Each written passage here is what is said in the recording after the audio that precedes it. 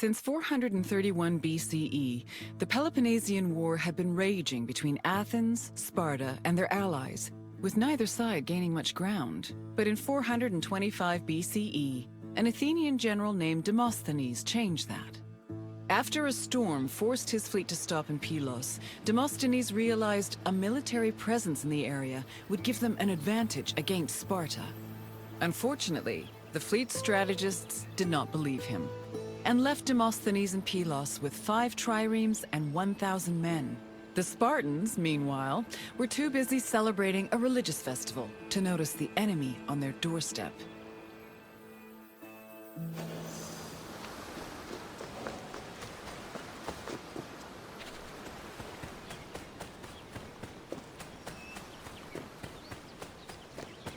Once Sparta discovered the Athenian presence on Pylos, the Spartan king Agis mustered his troops and fleet. Sparta then descended on Demosthenes' outpost, attacking from both the sea and the mainland. The Athenian general had to mount a hasty defense. He pulled his boats back to the foot of the ramparts and fixed them in place with stakes, providing extra cover. Then, going against all the established rules of battle, he descended with his hoplites to fight on the rocky shore, where he believed the Spartans would disembark. His gamble paid off, and the Spartans did indeed attempt to land at this location, though Demosthenes' forces made them hesitate. One of the Spartan leaders, Brasidas, decided to make the first move by ramming the rocks with his boat, exclaiming, "It's only a few planks." He paid for his actions when his shield slipped into the sea after descending from his boat, leaving him open to many blows. The battle raged on into the night and continued to the next day, remaining locked in a stalemate. However, on the evening of the second day, Athenian reinforcements arrived.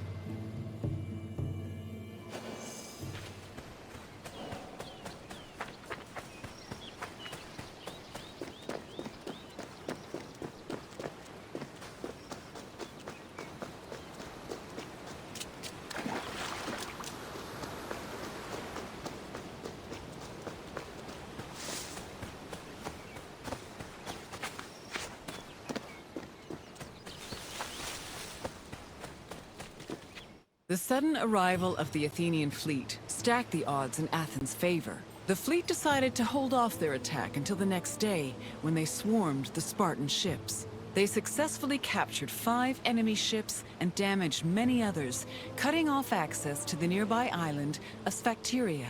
Then, to add insult to injury, the Athenians raised a stake hung with weapons they'd captured from the Spartans, including the shield of Brasidas. Meanwhile, the 420 Spartans on Sphakteria were trapped, and Sparta was completely helpless to rescue them.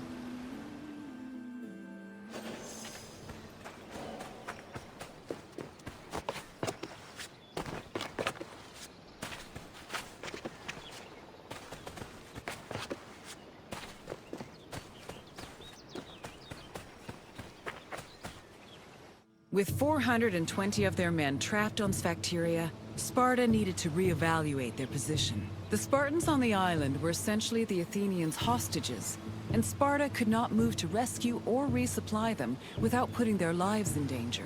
In an effort to save the trapped soldiers, the Spartan leadership negotiated an immediate truce with the Athenian strategists. Sparta agreed to hold back its fleet and halt their attacks on Pylos, and in return, the Athenians permitted them to send supplies to their men. In the meantime, Sparta sent ambassadors to Athens to try and negotiate a better deal.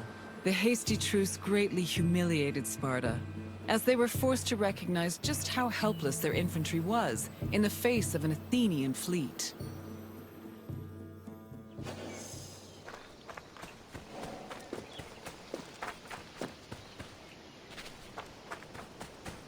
To bargain for the safety of their men, Sparta sent ambassadors to Athens to propose a cessation of hostilities. The ambassadors tried to emphasize that their situation was not a result of strategic incompetence or lack of strength, but rather plain bad luck.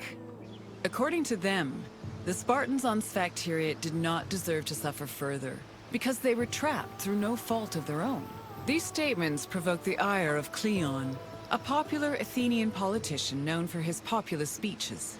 Cleon insisted that the terms of negotiations be discussed openly before the assembly and the Athenian people, instead of in private. The Spartan ambassadors were not as comfortable with public speaking as the Athenians, so they decided to leave.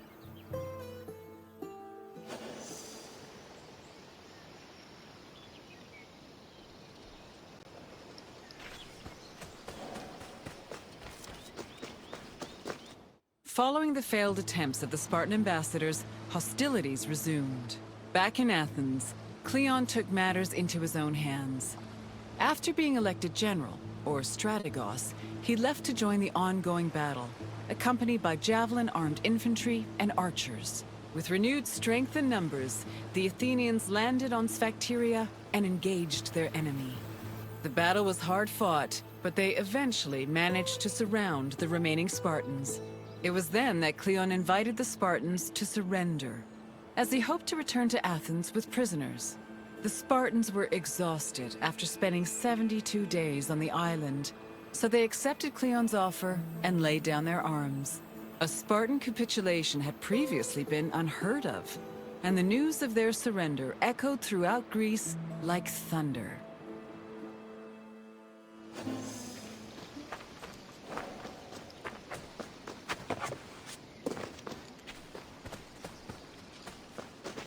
The Spartans' capitulation completely changed the course of the Peloponnesian War. Athens used their new prisoners of war as leverage and threatened to execute them if Sparta ever returned to pillage their lands. This gave the Athenians the freedom to conduct their own raids, which were aided further by their eventual seizing of the island of Kythera. Sparta tried to negotiate for peace, but were unsuccessful. Cleon, meanwhile, was emboldened by his victory and continued to gain popularity with the Athenian people. Popularity that translated to power.